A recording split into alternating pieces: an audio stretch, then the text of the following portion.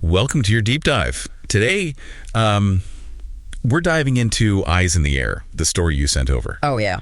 And buckle up, because this piece of speculative fiction takes us straight into a world blanketed by microscopic sensors watching everything. It's incredible how this story uses fiction, right? To like hold up a mirror to all our anxieties about surveillance. Totally. And the story starts in this world where people have just stopped looking at the sky. Wow.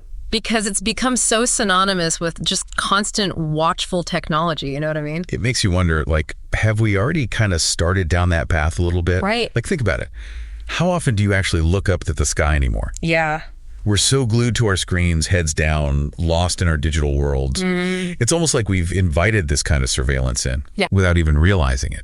It's that gradual slide into surveillance that the story just captures so well. Right. It all starts with these, promises of safety and efficiency. Of course. They're using Skynet to monitor for pollution, predict the weather. Who wouldn't want that, right? Exactly, right. Yeah. But then come the subtler shifts. Oh. These unexplained arrests, companies knowing maybe a little too much about your personal life. Yeah. And the protagonist starts to feel that like shiver down the spine. Got that. They're always being watched. It's like that feeling somebody's looking at you. Yes. You get that like tingle up your spine. Exactly. And that feeling, right? That unease. Yeah. That's where this story really starts to like mess with your head. The protagonist starts hearing this like constant low hum. Oh, wow. Almost like static, Yeah. This physical like manifestation of the invisible surveillance that's all around them. It's like turning this abstract concept of being watched into something like visceral, Totally. Something you can almost feel. Yeah, and it's just like this unsettling feeling. Right. That you're never truly alone. Oh, totally. Like someone or something is always listening. Yeah, and it makes you think about like all the data we're generating. Oh, constantly. Every single day, even just browsing online, right? Right. What if it's not just, algorithms analyzing it? Yeah. But like something else or someone else? Ooh. That's a scary thought. Right. And the story doesn't let up there, right? So the protagonist starts digging for answers. They go down this rabbit hole of like hidden online forums. Oh, wow. You know those like corners of the internet where people whisper about conspiracies and hidden truths? Right. And what they uncover is even more disturbing. Oh. These nanosensors. Yeah. They aren't just recording. Oh, no. They can actually like influence behavior. What? The protagonist finds these people claiming that the sensors are using these like subtle manipulations of sound frequencies. Wow. Subliminal messaging. Even the potential to alter moods and memories. That's wild. I know what you're thinking. It sounds a little far-fetched. Yeah. But think about it. Okay. Let's bring this back to the real world for a sec. Okay. We've all heard about like those studies on subliminal advertising where like flashing a message for a split second can make you crave a certain drink. Or how about like the way some stores use music to influence like shoppers' behavior. Totally. It's like they're already doing it. Exactly. So what's so fascinating about Eyes in the Air is that it takes those real world anxieties we have. Yeah. And it just like cranks them up to 11, Right. This story imagines these nanosensors being used to like subtly nudge people towards certain choices, but on this global scale. That's scary. Imagine a world where every decision... Like, how much free will do we really have? Exactly. Like, are we making choices because we want to? Right. Or because, like, something else is kind of nudging us in that direction? It's like Inception, but in real life. And with, like, sound waves. And it's not just our choices, right? Yeah. It's also our moods, our memories. Yeah, it's like, what makes us us? Exactly. Yeah. And the story doesn't, like, explicitly name the puppet master behind all this manipulation. Yeah.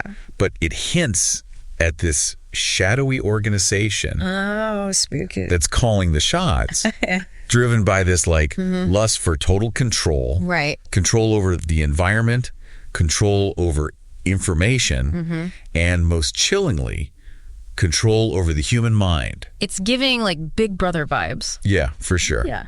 So our protagonists, right, they're left with this chilling realization. They've stumbled onto something way bigger than they ever imagined. Right.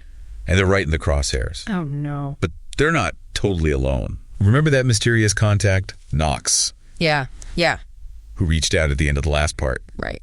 This is where things get really interesting. Okay. So Knox is described as this, like, seemingly ordinary person. Okay. Like someone you could pass on the street. Right. And not even think twice about, you know? Totally.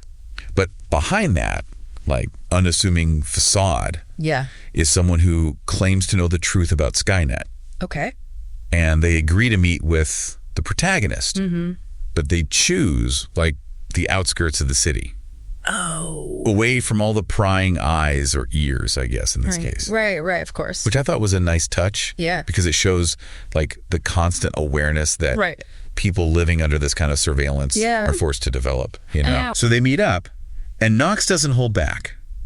Okay. They confirm everything that the protagonist was afraid of. Oh, no. And even describe, like, witnessing firsthand how the nanosensors can manipulate people. Really?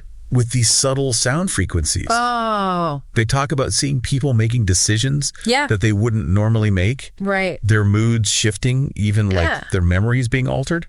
It's like that line from, what's that book? 1984. Oh, yeah. Who controls the past, controls the future. Right. It's like that, but even creepier. Yeah, totally. Because it's not about like rewriting history books or whatever. It's like rewriting the experience of reality. Exactly. And what I think is so unsettling about Eyes in the Air is that it takes all these, like, our anxieties. Yeah. Our very real anxieties about technology and just pushes them to like the absolute limit, you know? Totally. We're already surrounded by all these devices, tracking our location, our purchases. It's true. Like even our heart rates now. Oh, I know. What happens when those devices go from just collecting our data to like actually using it to shape our perceptions, our desires, our thoughts? It's like we become puppets and we don't even know we're dancing. And Knox reveals that the organization behind Skynet, right? Yeah. They're not satisfied with just like controlling the physical world. Right. They want to control the very fabric of human consciousness. Like we're not even human anymore. And that's where Eyes in the Air really gets under your skin for me. Totally. Because it's not just like a warning about, you know, government overreach or corporate greed or whatever. Yeah. It's a much deeper exploration of what it even means to be human. Right. In this age of like ubiquitous technology, you know? Especially like what happens to our sense of self, our free will, when the line between our own thoughts and those external influences becomes totally blurred. It's scary stuff. And the story doesn't really give us any easy answers. Oh, no. It ends on this cliffhanger. Oh, wow. With the protagonist, you know? Yeah. Completely overwhelmed by everything they've learned. Right. Feeling more and more trapped by that oppressive hum. That constant reminder of the forces closing in. That's such a good metaphor, though. Yeah. For like the invisible pressures that we don't even realize are there, you know? It really makes you think. Yeah. Like, what can we even take away from this chilling glimpse into the future? Right. Maybe it's a call to awareness. Yeah.